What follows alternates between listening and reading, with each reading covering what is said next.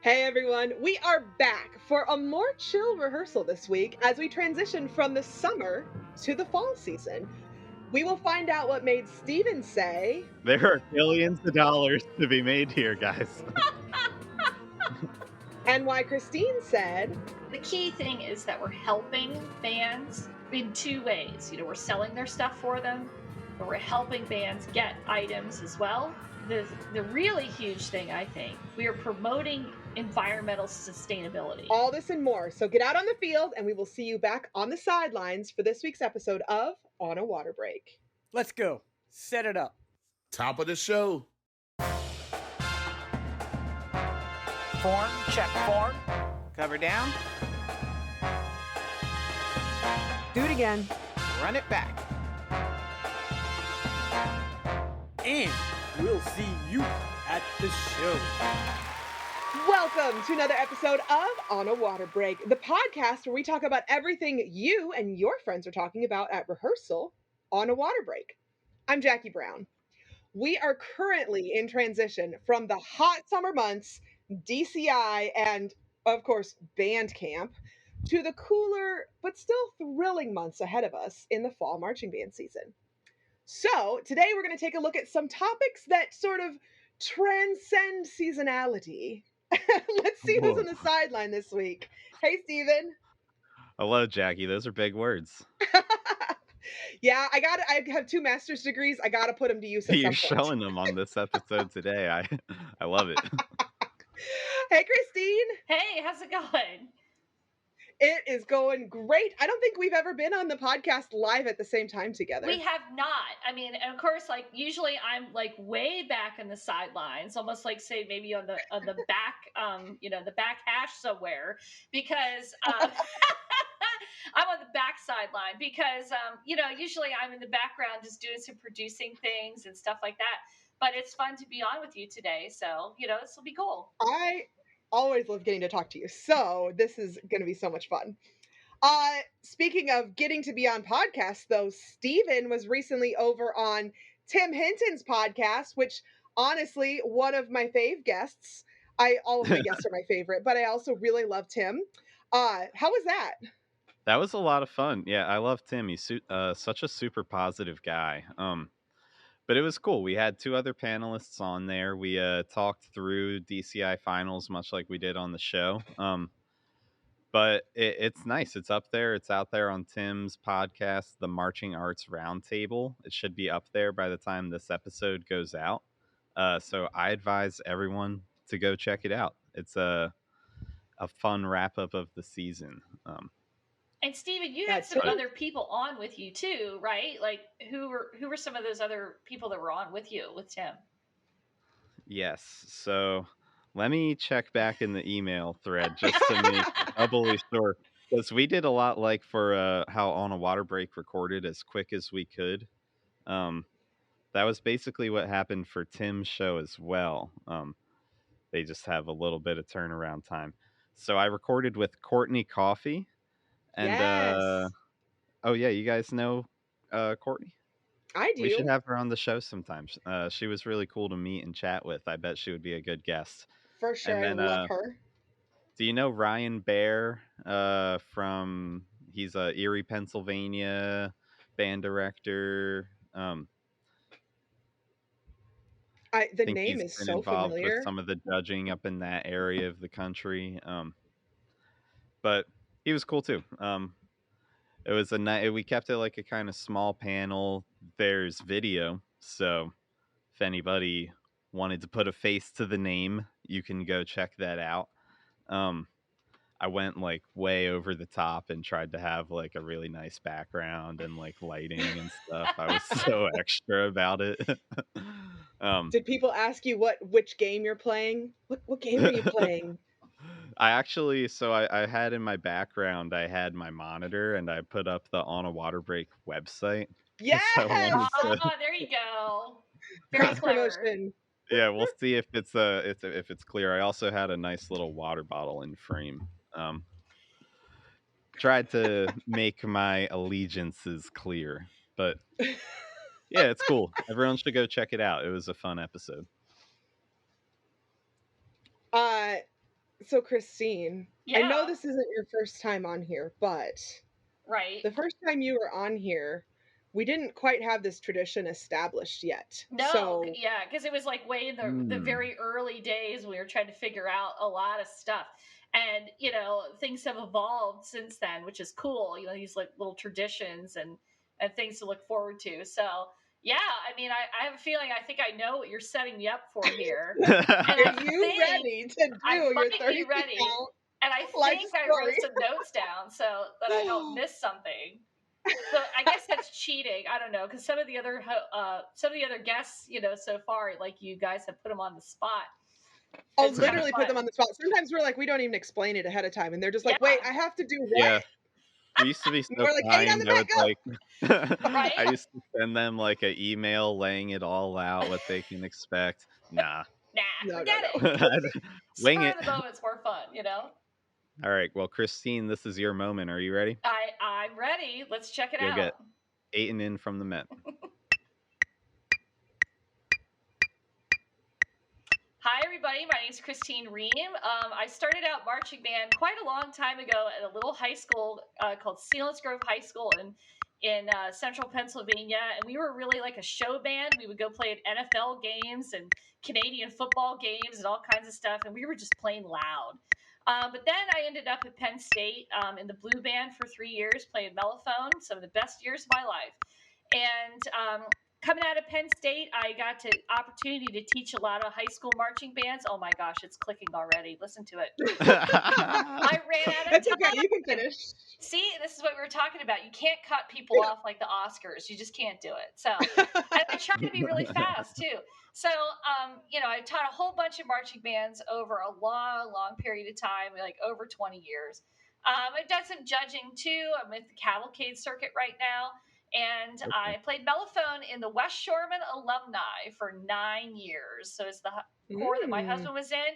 And the corps is largely inactive now, but it was a cool way to get involved with that group of people. So, yeah, that's pretty much it. I kind of do something else that's kind of related to this podcast, but we might talk about that a little bit later too. So, Well, I think we should talk about it right now. I think this is the perfect timing. Oh, okay. Because we're actually co-workers, for anybody who didn't know. That's very true. Yeah, coworkers who have never met each other in person. I know, isn't that wild? Like, and I feel like that's kind of a product of the age that we're living in. It is. Yeah. But still, like, it's just great. I love being your coworker. Just FYI. I love being your coworker. Yeah, but I know, but it is really crazy. We have never met each other in person. So are you guys up in a lot of Zooms, or what? How does it work out? It's a lot of different things. I mean, it's like, I don't know, it's video chats and like mostly right now it's like just text group chats. It's texting and email, Right. and lots of emails. Oh my gosh. So let's take a step back then and fill the audience in a little bit. What is it that you guys do at your work? Where do we work? I don't think we've said that. Well, I mean, there's this, this company out there called Guard Closet, and it happens to kind of be connected to this podcast in some ways. Just a little bit. Just a little bit. But I mean, that's cool. But I mean, usually really, around the 20-minute mark, you will hear Christine's voice. And but really, I think, I don't know, what's kind of crazy is that I'm kind of the old lady around Guard Closet, because I've been there for longer than anybody else that's on our team right now. Even, the person that happens to own it. So, but anyways, about 20 years ago, Carlisle no, it was High longer School, than that. Yeah. Well, about 23 years ago, actually, I should say. Okay. About 23 years ago, Carlisle High School in Carlisle, Pennsylvania was being renovated. And, the maintenance people and the district came to the band and they said, look, you've got to clean out this entire band area because we're going to renovate it. And there was about 10 to 15 years of color guard stuff jammed in a practice room. And you couldn't even Which use I feel like is relatable for so many programs that have been going for a long time. It is. Yeah. And, you couldn't even use the practice room, because it was jammed to the door. So one of my closest friends, his name's Brian Prado, he was the visual guy at Carlisle at that time. and they started cleaning out the practice room. And he said, I wonder if we could sell this stuff. So a whole bunch of that stuff ended up in his garage, just like any good business. It's like Steve Jobs, started in a garage. Always. Yeah. Mhm. So a whole bunch of that stuff ended up in his garage, and he consulted with somebody who was a furniture consignment business owner about how to do consignment, like how to set up that business. So after it was in his garage for a while, then it was in a business that where he worked, which was also marching arts related, believe it or not. The guy that it was a print shop, and the guy that owned the print shop ran at that time. Get ready for this, Stephen, NJA. Whoa. Yeah. Huh. So the judging circuit, in this area in the East Coast. So then that print shop went out of business, and we stayed there for a while, and it moved to a couple different places. And now the main part of it is a warehouse back in Carlisle that we share space with. Get ready for this. Another marching arts person who owns a fundraising business. See how we're all connected? Small Yeah. world. But what's really cool is, it started out with just one school, and, it branched out to a handful of other schools in the area. And now it's nearly, we have consigners. Thousands, is it?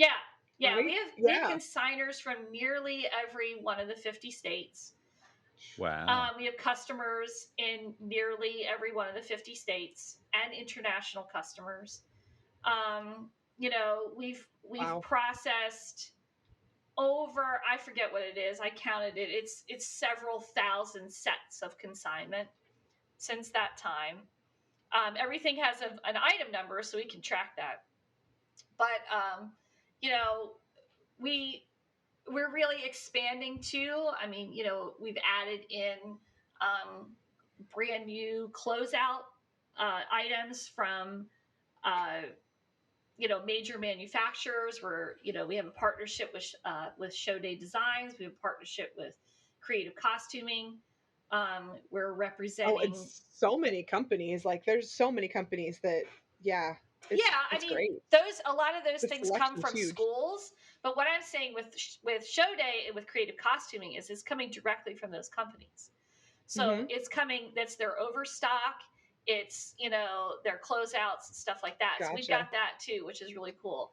And in the last couple of years too, I'm really proud that we have started partnerships with several drum and bugle corps. So, we started out with Jersey Surf way back when, because Brian, our owner at that time, was the operations manager for Jersey Surf. So we tied that together. But, then we branched out to the cadets. We brought them on board. Then we brought Reading Buccaneers on board. We got Spartans on board, and we have the Crossmen on board too. Nice. So yeah, really impressive. it's really cool. And it just keeps growing. We have a lot of great partnerships built up with some really great bands all across the country, and we're helping. And the key thing is that we're helping bands in two ways. We're selling their stuff for them, but we're helping bands get items as well. And the really huge thing, I think, is the fact that we are promoting environmental sustainability, because a lot of this stuff, we've got a whole warehouse full of stuff in Carlisle that could be in the trash and is not in the trash. It is going to another school. It's being recycled. It's being reused. That's hugely important. So, that's... And it's so little work for like the school. It's so little work for the school that's selling, and little work for the school that's buying. Like, if I want to go on and buy a set, it's like, boom, I just go and buy it. Like, I'm ordering stuff online. Yeah, and like we were talking about, you're talking about like the partnerships with different companies. Not only are we getting their closeouts and stuff, but like their new stuff too now. So like you could order your guard shoes, or you could order whatever. And the cool thing, I actually just learned that like this was a thing back in, I don't know, 2019 maybe.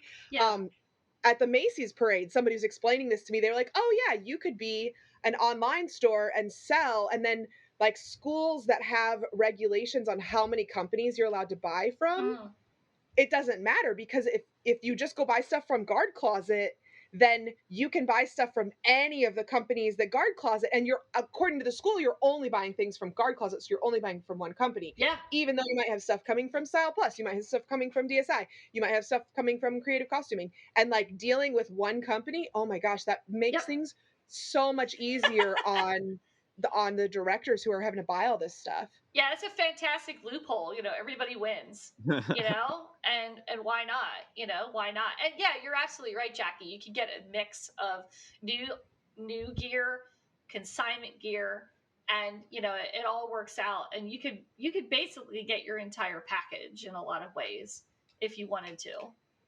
So Definitely. you know, I know I use it for the bands that I order for now, and it's just like, it makes life so much easier. Yeah. Yeah, I mean, a lot of I've got folks sometimes like getting on our Facebook, you know, messenger, or you know, sending me an email and stuff. Can I buy this? Yeah, you can buy it. Just hit the button. Yeah, you know? just You don't, get on the website and buy it. right. You don't have to do anything else. It's just like Amazon. Hit the button. Right. I think that's some of the confusion, though, is that a lot of equipment sites are not like that. They're like, oh, we have this stuff, but if you want it from us, or if you want to use a PO, or if you want to blah, blah, blah, like if you want to do all these special circumstances, you have to email us. And it's like, that's not how Guard Closet works, though. Guard Closet, you just go to the website and you buy the stuff. Yep. And really, yeah, we have it set up too that if you need to use a PO, all you have to do is hit cash on delivery, and we're going to send you an invoice, like, you know, in a matter of hours, and you're set. You know, it's done. So, you know, we make it really easy to work with everybody. You know, no matter what their financial situation is, how their budget's set up, how they're allowed to purchase things, and you know, just trying to help everybody as much as we can. Our little slogan has kind of emerged into Guard Closet is here to help. Well, you know, we are here to help. So it's true. I love getting emails from people, and then like I respond, because I do a lot of the customer service stuff, right, of course. You do. And like I get those emails, and they're like, they email me back and they're like, wait, it says Jackie Brown. Is this like the same Jackie Brown that's from Spintronics? And I'm like, yes, we're all connected. It's a small world. Yeah, it's like this is the Jackie Brown. You just got an email from a celebrity in the marching army. I mean, kind of. But no, I usually have to clarify, like, yes, it's me. I also work for Guard Closet. This is just, it's a small world it is out here. And then they can print it out and they can frame it and put it on their wall, and they can get excited, you know? Start signing printed out emails when I go places. Right. But I mean, you know, that's the thing that's really cool too about Guard Closet in recent years is that, you know, Brian decided to sell it to Jeremy, and because he was done, you know, with it. And that's cool. And Brian and I are still really close friends. In fact, I have to call him this afternoon because we have to catch up, because we haven't had a catch up in a while. But you know, but the thing that's cool is that Jeremy has like taken things to the next level, and we're a lot more involved on social media than we were before. And, you know, we brought new people on board. I mean, you know, Jackie, you've been really great addition to the team. Chris Green has been a great addition to, Hard Hands has been a really, you know, great addition to the team as well. You know, we have a Carlos on board, you know, all kinds of other people that, you know, has just made the whole, you know, what we do even stronger, and we're able to offer more than we ever were before, which is you know, a really good thing. Is it all just color guard stuff? So or no, do you it's guys... not just color guard stuff. That's the thing that's really cool, is that, see, like years ago, honestly, it was consignment and shoes. That's it. Mm-hmm. That's like all Brian and I did. Okay. And really, and I have to add to that, the whole Guard Closet team years ago was really just me and Brian. We were the only ones. Yeah. But, you know, now we've got all these other people, which means we can do other stuff. So yes, Stephen, you're absolutely right. It's more than just color guard stuff. One of the things that I'm really glad that we've been able to do the last couple of years with consignment, especially, is bring in a bigger inventory of marching band like performance tops, drumline uniforms, stuff like that. Because now that, you know, so many bands are progressing towards getting away from a traditional band uniform, you know, now we need that resource. Because look at, you know, think about if you're a band that has a small budget. Are you going to be able to get new performance tops every year that are brand new? That might be tough. So, look at the consignment thing. Or, are you maybe concerned like your community isn't quite ready to ditch the traditional jackets yet? How's the community going to feel? Well, then, test the waters, buy consignment, see how it works. Don't invest a huge amount of money in performance tops. Maybe if you still need to wear the jackets, the regular jackets for other performances, you can save yourself some money. It was very interesting. Did you notice? Even some of our DCI corps have not totally ditched the traditional uniform. Oh, right? yeah. Oh, yeah. I love the mix that has been Right? going on. But wasn't it cool? And specifically, we'll talk about one of our consigners, the cadets.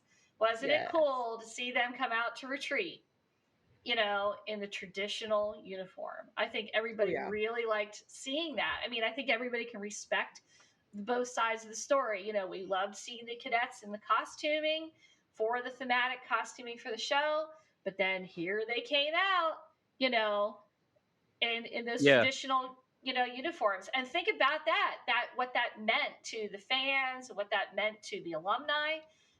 That same kind of thing can translate then into a marching band as well. I think groups with really classic uniforms should definitely do that. Like, Cavaliers doesn't necessarily need to, because I think they're one of the groups that actually their like modern uniform has a lot of those traditional elements to it, and it looks really cool. Right. But like they're another group where if they came out in like that classic Cavies green for finals, it would seem like almost like the throwback type of thing. Type of nostalgic feeling for finals retreat would be cool. Sure. So think if a marching band wanted to do that.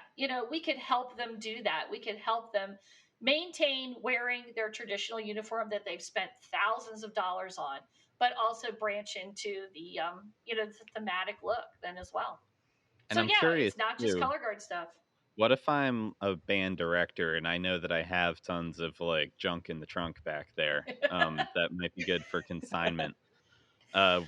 What could I expect, and how would I work with you guys? Yeah, so what you got to do is, and see the key word right there you just said, Stephen, is junk in the trunk. So as soon as you said the word junk, like I started getting like a little twitch, like, yeah. So what I mean by that is one of the challenges that we have is that, and this is kind of a problem across the board when it comes to thrifting, okay, is that you got to remember that somebody else still has to use it.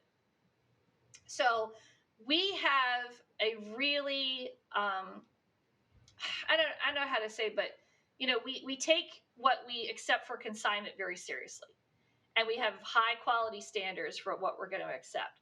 So just because we're not using it anymore doesn't necessarily mean that somebody else should be using it either. Okay. So when people come to me and they say they want to consign, they email me and I say, all right, well, tell me what you have.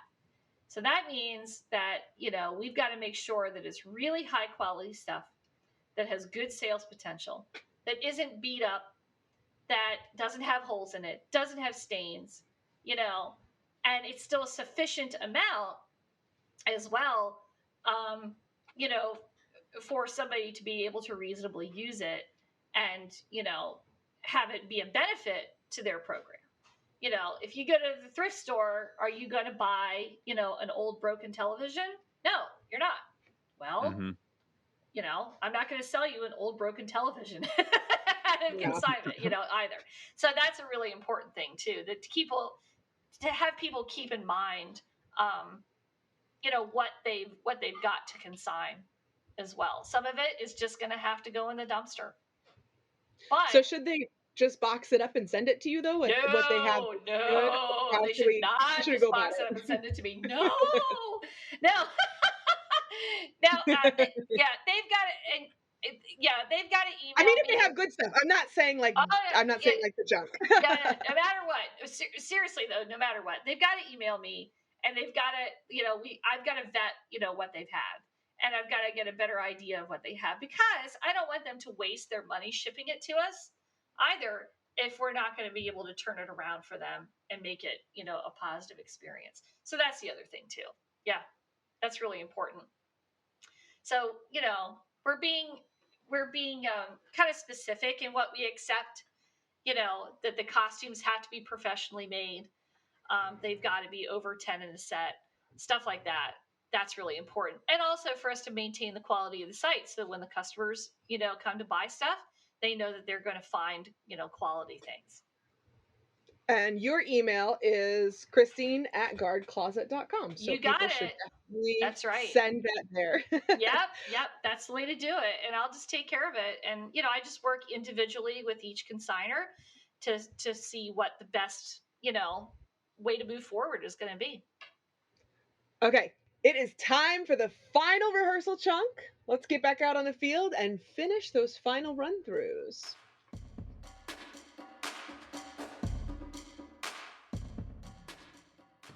Hey there, it's Tim Hinton, the Beast of the Marching Arts. I'm the host of the Marching Roundtable podcast, and coming this next Monday is our DCI 2023 wrap-up. This is usually one of our most popular podcasts of the year, as we talk about shows we loved and memorable moments that made this such a great year for drum corps. You'll hear comments like this. But there was so much energy in that show, too. I mean, finals night sitting in the stands was out of this world. I swear they held that chord at the end longer just so they could keep spinning them and let the crowd go nuts for them. I have to give it to Crown as well. They're always really big. Like, they're not afraid to take up space with their guard, with their horn line, with their music, with all of it. And so they can fill that entire stadium really, really easily with everything that they're doing, and it's really, really impressive. Specifically in the snare feature, which they have several of, but they have this moment where they do a really impressive stick trick, which I had only really seen online as like a one-off, one guy can do this thing and everyone's impressed. But it's called the Casey claw, and it's like a back stick. They're really just like, it looks like you're rotating your hand like crazy. You could watch the Cavaliers this summer and see them do it. But I've never seen a whole line do it before. Clean. It was amazing. Watch for our DCI wrap-up podcast next Monday at marchingroundtable.com. And out now is a podcast called Administrators Talk Marching Band. 3 administrators talk about the importance of marching band for the school, the community, and the students. Directors, you'll find this a very helpful resource. And if you're thinking about marching drum corps next season, go right now to our free resource called Paying for Drum Corps, endorsed by Drum Corps International. It's an hour-long presentation which includes everything you need to raise the money for your drum corps tuition quickly and easily. Listen to me, now is the time to take an hour, learn how to use your time and energy most efficiently, and get your dues taken care of early. Go to payingfordrumcorps.com.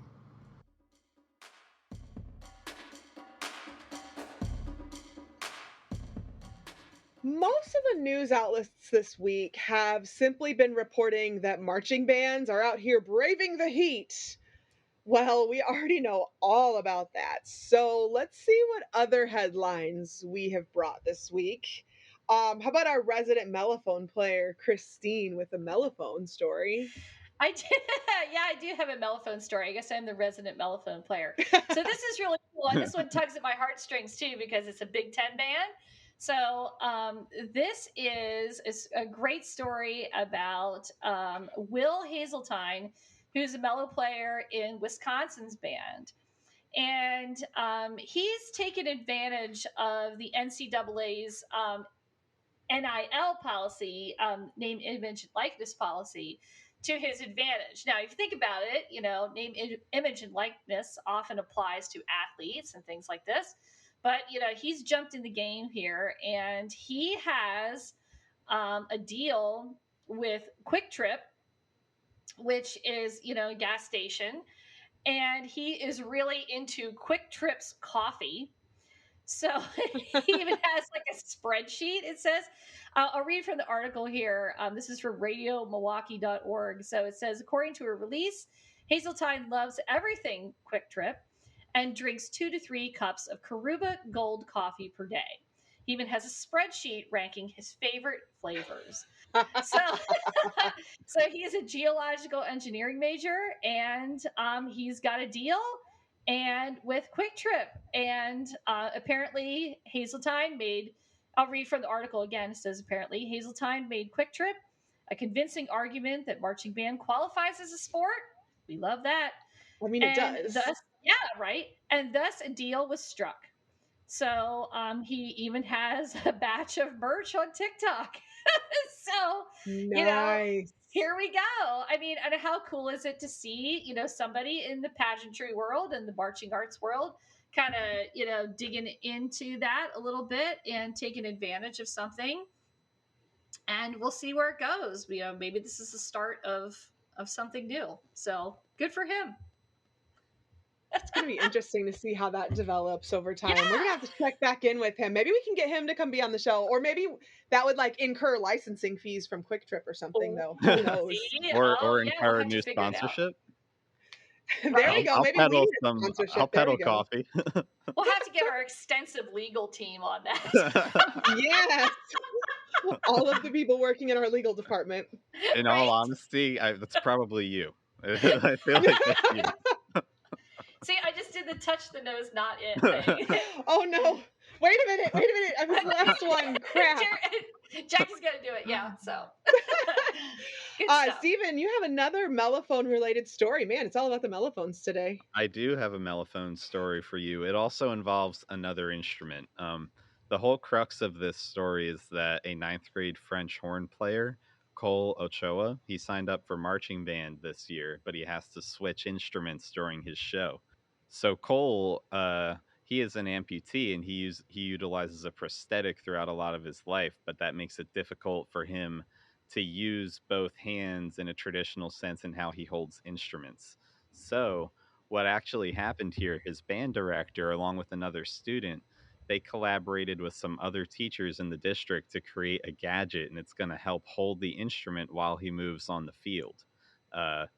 Apparently, Barron, the band director, he drew inspiration for this gadget from his own experience at DCI, and then later found another bit further later on in his career at marching band. So they gather the parts for the tool. He was able to collaborate with the engineering teacher at the school to use their 3D printers. Steam, really. Yes, Steam. Yeah, this is the Steam really working for him. It's true. But they put the new gadget together using 3D printers, and now Cole Ochoa, the ninth grade freshman, he's able to do all of the different horn switches utilizing both hands at one time for their show, even though Cole only has, one normal, fully functioning hand to work with, which I think it's pretty awesome. It's so cool to see like the multiple different programs of the school come together, because I've seen that with theater departments before, but I've never seen like the engineering department coming together and saying like I can make a solution for this problem. We're going to build out an entirely unique prosthetic just for this marching band show. I love that collaboration too. I feel like that's what it's going to take to keep moving forward, like as a society. We talk about the sciences and the arts and engineering and all of this stuff. And it's like, it's really like, that's what's important. And like having the skills and the creativity, really having the creativity to look at this and say, okay, there's a problem here. There's got to be a solution for it. How do I come to this new solution, or saying who can I go to that might have a more creative solution for this? I love that collaboration. And it's such a cool like engineering story too for the school, because they actually, most of the work was done by an 11th grade student that's in the band with Cole. That student's name was Nehemiah Faulkner, but that student really did pretty much all the work. They measured it out. They rendered the things together, did the printing for it. So it was really just another band member being able to use the resources from the school and the education they've been provided to like make a huge difference for their friend in the horn line. So that's the ultimate example of camaraderie right there in a band, definitely. And we talk about that all the time, about how camaraderie is so important. And yeah, that's awesome. Very cool. Well, I have the results from the WAMSB World Championship. And I know I said this whenever Nicole and I interviewed Larry, but I just cannot get over like how few US programs are involved in this competition. I feel like it needs to just like this is huge. This is such a huge thing, and we need to like look at it. Anyways, the WAMSB World Championship was in West Virginia this year, which it hasn't been in the USA for a while. Like last year it was in oh my gosh, I forgot where it was last year. Thailand. And next year it's going to be in Germany. So, you know, just the What? fact that we kind of caught it this year being here is amazing. That is so The crazy. I didn't even really. I thought it was always in West Virginia. No, No, it's not. Like it's crazy. Oh, I like I you said, know, it's huge. the So international band scene is pretty crazy. I keep getting notifications that videos I post on Instagram are being watched in Jakarta, Indonesia. Like, Indonesia is such a hotbed right now of marching band yeah, growth. It is it huge. actually We had a is. huge influx of followers from Indonesia on the Spintronics social Hmm. media recently. Um, I gotta say, watch out for Brazil too, because they're like on the cusp of just exploding of marching Indonesia and band stuff down Brazil there. is my like second and third largest Yep. countries on Yebase. You know, I think honestly, those of us here in the United States involved in the marching arts, we only know like the tip of the iceberg, I think, It's true. in what's Yeah, going on internationally in the marching arts. I really do. I mean, I think if you would just go, if you would take a poll, you know, and you would walk up to some marching band kid and you would say to them, "Do they have marching band in Indonesia? Yes or no?" Like the kid would probably like I feel like no. totally, you know, there's no marching band in Indonesia. Yes, there is. I Yes, mean, there is. It's the yeah. second I mean, it's largest just international Or community. they don't understand like the differences. I remember the first time I ever saw like marching bands from China or Japan, and I was just like, why is it so different? Why Mm. is it yeah, so yeah. different from what we do? And it's like, well, because what we do is not perfectly like the exact thing that the whole world does. Like we don't, we don't set the rules for everybody. No, I think yeah, it's really it's a cool topic, and like I said, I think we just know the tip of the iceberg and what's Well, really happening. just to kind of talk about what competitions there were as part of this event, because it's not just there's a field show, there's field show competition, there is a concert band competition, there is a parade competition, there is a drumline competition, Mm. and then they have a parade of nations, and so like everybody gets to kind of parade together in a big, in just a big celebration. And then of course they have prelims and finals, and so you have all these different competitions going on. It's a multi-day event. It started on July 19th and it finished Sunday, July 23rd. So it went from a Wednesday to a Sunday. It's a huge event. Bands literally from all over the world. So let me read some of these winners here, especially the Calgary Stampede Show Band from Canada. And then I really hope I pronounced this correctly. The Chin Ko High School Marching Band from Taiwan was here. Hmm. They got second place. And then the Calgary Stetson Show Band, also from Canada, got third place. And then representing the US, we have the Rogues Hollow Regiment Drum and Bugle Corps from Ohio. They got fourth place. And then the top three bands also got the top three color guards. Not in that order though. The Taiwanese guard, Chin Ko, which like I said, I don't know if I'm pronouncing that correctly.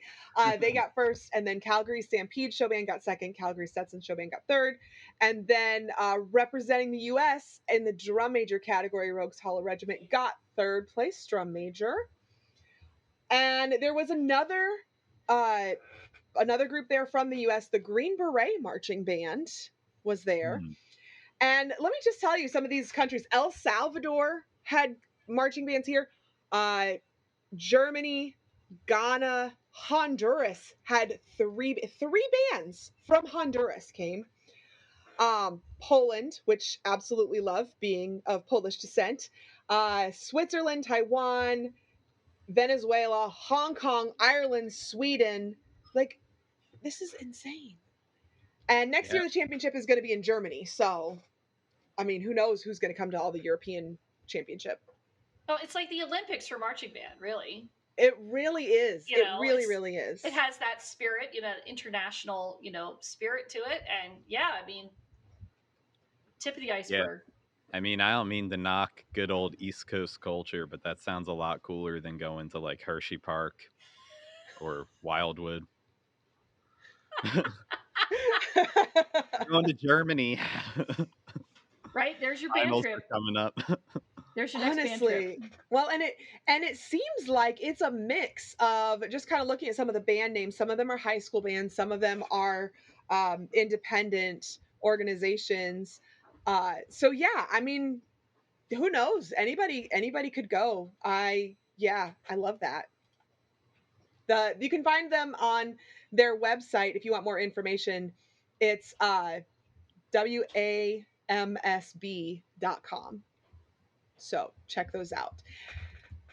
So speaking of that though, we have seen some really great posts on social media from incredible people in our activity lately. So I think this would be a really great time to highlight those. Christine, what was that one you saw Randall Standridge posted? Oh yeah, so a lot of us know who Randall Standridge is. I mean, I appreciate Randall Standridge's work very much as a teacher of young band students. I teach elementary band, and he, you know, he's got a lot of really great things to say. And recently, he shared this. And I have seen him share this before, but it's just a great reminder at this time of year, as you know, bands are getting rolling in the fall season, and even, you know, school is starting again. And I'm just gonna read it directly because, you know, he's got such great things to say. So it says, "Dear director," and think that could apply to so many different types of directors. "As you start the new year, please keep this in mind.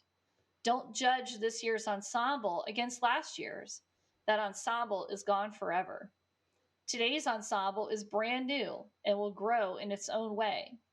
And as long as this group, the one right in front of you today, improves every single day, then you are successful.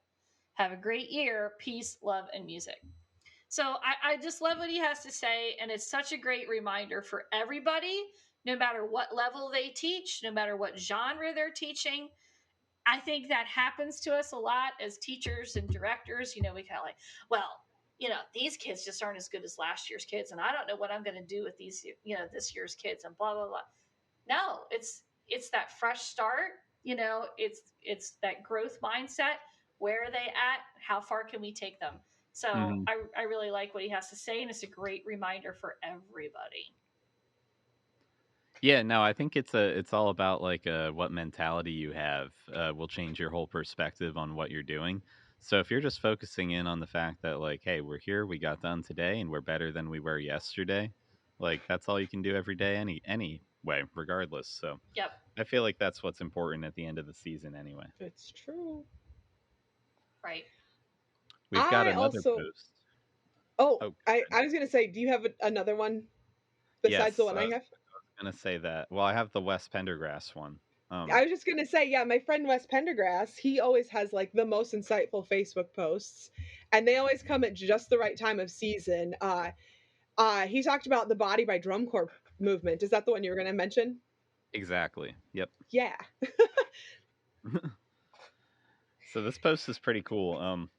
He's really talking about someone many of us will talk about coming home from tour and then missing our skinny bodies that we had when we were exercising all day every day, and how we could Mm-hmm. eat tons and tons of food, and then now you can't, that you're done. And I would definitely say like Body by Drum Corps is real.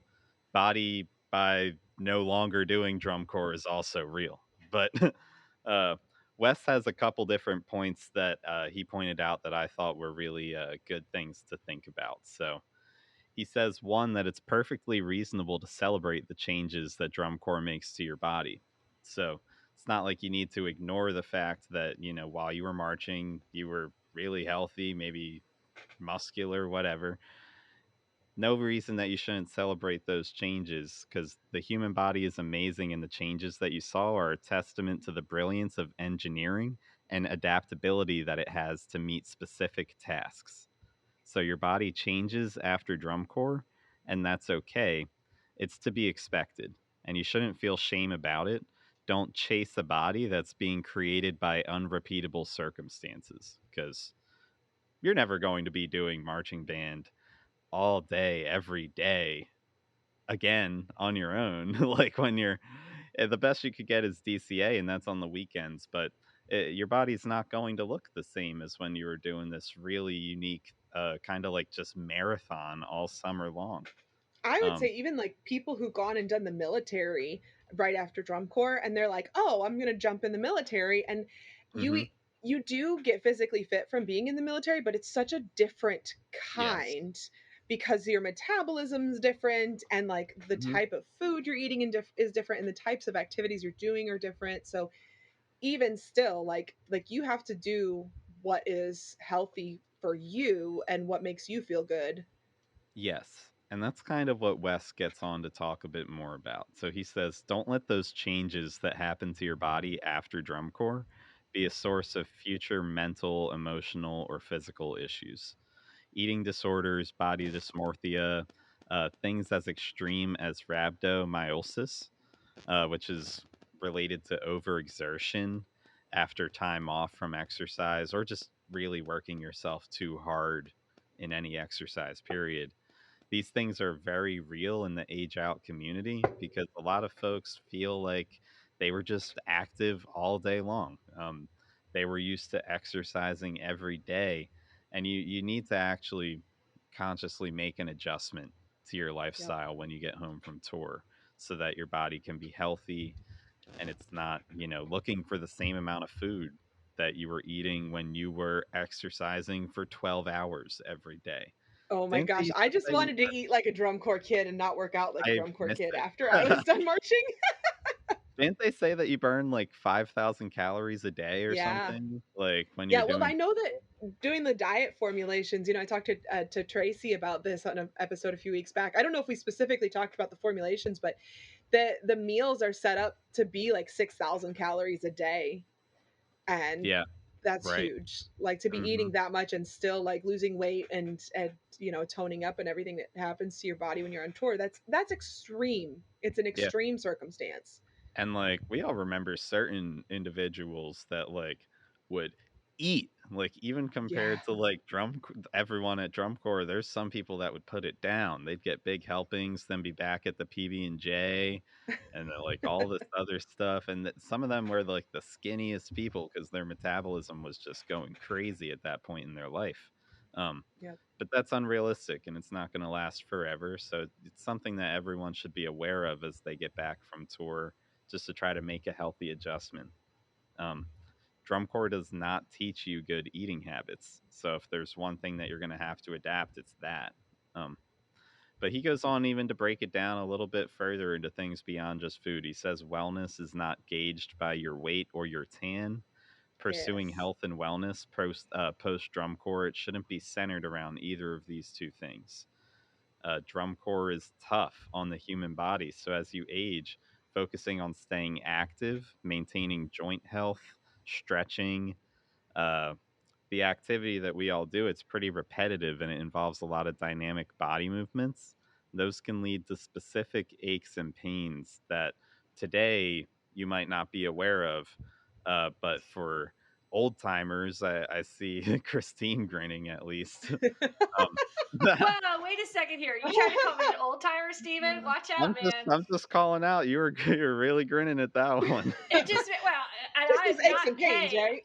I am not an old timer, but I mean, No. I unfortunately did not have the opportunity to march drum corps, but I can tell you that there are still some aches and pains out there from just other marching activities. So And even me, just like I was marching drum corps 5 years ago, 4 or 5 years ago, and I feel already like there's kind of things creeping in that are like consistent pain or soreness. Yep. So it comes, even if you feel like while you're marching, your body is good. Your body might not be good. It's on its way. Um, So he's only got a couple points left here. The last one here that he's got, he says, find physical activities that you enjoy and pursue them. He truly believes that there's something out there for everyone in terms of being active post drum corps. You just have to find the exercise or the activity that's the right fit for you and your lifestyle. Um, Part of how you successfully transform your body for drum corps was a love of what you're doing. And even though you age out of drum corps, you can still go find that same passion for other things in life. And many of those things will still give you a lot of wellness, physically and mentally for your body. You know what though, Stephen, going along with that, I think it's really important to point out, you make absolutely, really valid points. But I think it's really important to point out that there are people in their 70s and 80s still doing drum corps. Yes, that's Yeah. always impressive. Go to a Yeah. DCA show. Go to a DCA show. You have to. And sometimes we kind of toss this to the side, and it's like, oh, here come the alumni chorus, and it's like, oh, they're going to play the same songs over and over again. I'm going to go to the concession Their stand. bodies are still going. Don't go sit and watch these people, because they are so dedicated and they are still out there doing it. There are people out there in their 70s and 80s. I mean, I know some of them personally who are out there.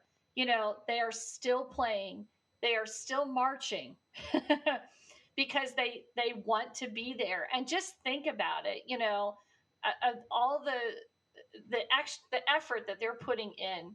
You've got to sit and watch them, and you've got to give them your attention as an audience member and a fan, because they deserve it. And some of them have been doing it since they were 10, 11, 12 years old, and they're still out there. So what an inspiration too, to see some of those people out there doing it. So if you get an opportunity to see an alumni corps like that, you've got to watch them. Yeah, it's impressive because I'm Yeah. 25 and I'm like, you wouldn't catch me dead playing bass drum on a field again. Like, Yep. Yep. All right, it is time for one of our favorite moments of our water break, the gush and goes. Each of our hosts gets some time to simply gush and go on about whatever they want to. Christine, let's start off with you. My gush and go is that I'd like to kind of give a shout out to the circuit where I judge now, Cavalcade of Bands. And they did something cool over the last couple of weeks. They turned their social media over to their member bands during band camp. Oh, I love that. Yeah, so I thought it was really cool.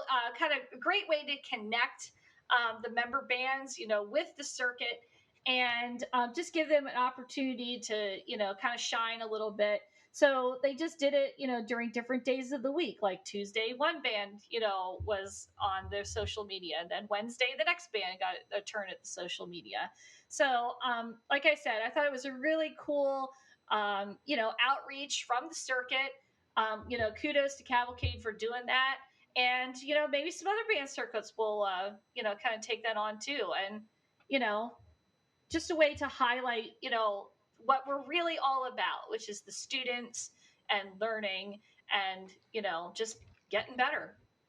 So, yeah, it's pretty There it is. cool. I Yeah. always like when pages like marching vlogs or whatever will do takeovers because you get to see like more intimately what's going on in all these different programs that you like. But I never Right. saw like that happen for high schools. So that's pretty cool. Yeah, and I mean, it just gives the kids in those bands a sense of pride too. A little bit time to shine. So there it is. Steven, what do you want to gush and go on about this week? Well, my brain has been entirely occupied by Bandcamp, so that's pretty much what that's what's been new for me. It's a little disappointing this week because this is the first time where I've been teaching a high school, but I have like a real proper full-time commitment, so I can only get there at night, and it's sad that they're there working all day and I'm not there to help. But it's really cool that when I show up at night, it's like, whoa, okay, you guys learned the entire opener like just today. You just did that this morning. It's kind of like a cheat code. I'm just like, whoa. It's kind of a trade-off. Like you don't get to have as much like of the bonding with the kids, but then also like they're also going to be trying to work hard to impress you when they do get to see you again. So that's pretty cool too. Yeah, it definitely is impressive too. Like I've been showing up and I've been like, wow, we got a lot better since the last time I saw you. Like we figured some things out this morning. Gotta Darn keep up. yeah. Yeah. The We'll be back light at it bulbs were again. going on, you know. Yeah, oh, that's always a thing too with high school band camp, I guess. It's always some kids start to really get it, who maybe in like the audition season up until band camp might have been figuring out what they're getting themselves into, but then once band camp comes around, they're like, you can see the gears start turning as they start to really like unlock more of their potential. So that's cool. I need to gush about this cute little thing.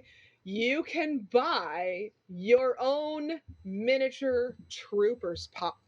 Oh, troopers prop. So that big giant beautiful sun prop that they had that they were lassoing all summer long.